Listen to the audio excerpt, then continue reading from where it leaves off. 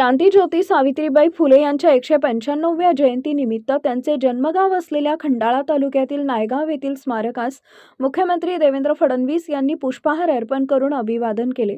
यावेळी पालकमंत्री शंभूराज देसाई, ग्रामविकास व पंचायत राज मंत्री जयकुमार गोरे, आमदार अतुल भोसले, जिल्हाधिकारी संतोष पाटील, पोलीस अधीक्षक तुषार दोषे आदी उपस्थित होते। खंडाळा तालुक्यातील नायगाव इथं स्त्री शिक्षणाच्या आद्यप्रवर्तक सावित्रीबाई फुले यांचं भव्य स्मारक उभारण्यात येत आहे।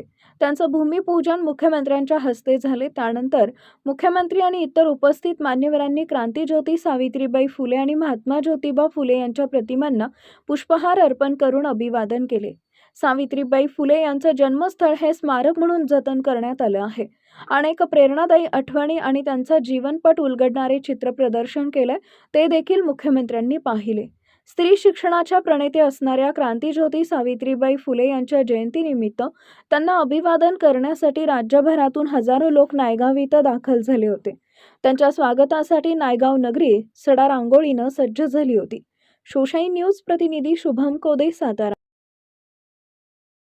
ताज्या घडामोडी जाणून घेण्यासाठी शिवशाही न्यूज यूट्यूब चॅनलला सबस्क्राइब करा। आपण हा व्हिडिओ फेसबुकवर पाहत असाल तर फेसबुक पेज फॉलो करा आणि शिवशाही न्यूज.com या आपल्या वेबसाईटलाही भेट द्या।